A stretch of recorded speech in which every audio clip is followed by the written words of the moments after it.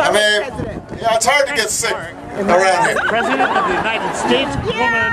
But the truth is that there's still a lot of people here who He's gonna be black sometimes aren't getting the checkups they need, aren't getting the screenings they need, find themselves facing higher premiums, higher co-payments. So we've got to fight for a healthcare system that invests in prevention and that makes sure that anybody who needs health insurance can get health insurance, and anybody who already has health insurance is seeing their premiums and co-payments and deductibles going down so they can afford them. That's what we're fighting for in this election. Making a healthcare system that works for every American. We're fighting to make sure that we're investing in our roads and our bridges and putting people back to work.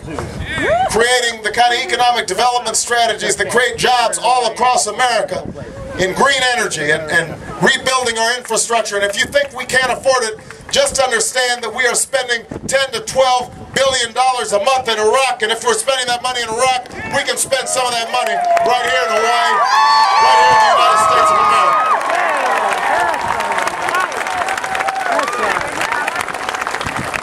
That's what we're fighting for in this election. And we're fighting for a foreign policy that keeps America safe, but also promotes our values and ideals in the world. You know, the people of Hawaii understand military service. We've got a lot of bases on this island. And we also have a lot of young men and women who serve. And they've served with distinction, and they've served with courage, and they've served with bravery in Afghanistan and Iraq. And they deserve our honor and our respect. But they also deserve a civilian leadership that understands that the most important thing we can do to make ourselves safe is to fight the right wars. To finish the job in Afghanistan and start bringing this war in Iraq to a close, start bringing our troops out, and when they come home, to treat them with the dignity and respect they deserve. No more homeless veterans, no more begging for disability payments. That's what we're fighting for in this election.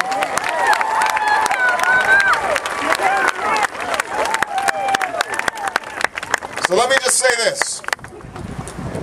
You know, this election is going to be close. And we're going to have to fight every inch of the way, because change is hard. You know, sometimes people, they just accept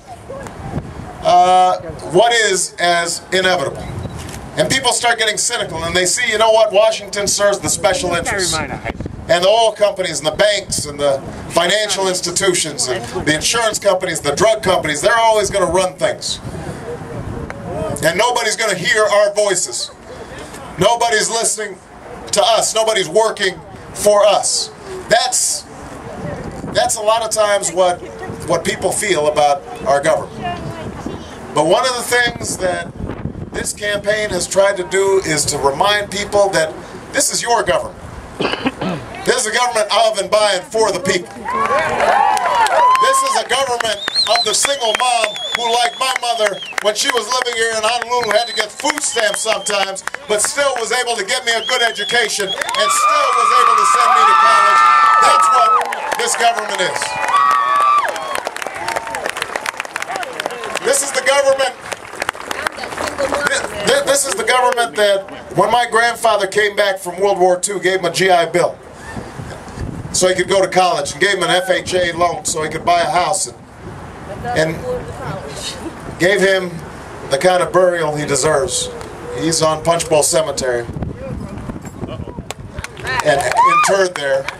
And a government that stood by him his entire life because he had served his country proudly in World War II. That's the government we deserve. That's the government we're fighting for. The people of Hawaii understand that if we stand up and let our voices be heard, that there is no reason why we cannot bring about change. And you also understand that if we don't bring about change, we may pass on a planet that is a little little more polluted, and a government that is more neglectful towards its people, and an economy that's not giving the opportunities that allow people to live out the American dream. And that's not what this country is all about. And that's not what Hawaii is all about. You know, when my grandparents moved here in 1959, 1960, it was because they understood that this was going to be the new frontier. This was part of the American dream, this opportunity to move west and get a fresh start and create a better life for your children and your grandchildren. And they succeeded in doing that. And everybody here understands that story because your parents, whether they were coming from the east or they were coming from the west, somehow they understood that this was a place where if you tried, if you worked hard, you could make it. We've got to make sure that that American dream still lives. And I promise you, if you will work as hard as you've already worked, if you will continue to knock on doors, and you'll continue to make phone calls, and you'll continue to send that $5 contribution or that $10 contribution, or if you'll talk to your friends and your neighbors and you send out emails and you remind them that this is our moment, this is our time to make sure that once again America lives up to its ideals, then I promise you we will not just win here in Hawaii, we will win all across the country, we will win this election, and you and I together, we will change this country and we'll change the world. God bless you all. Aloha.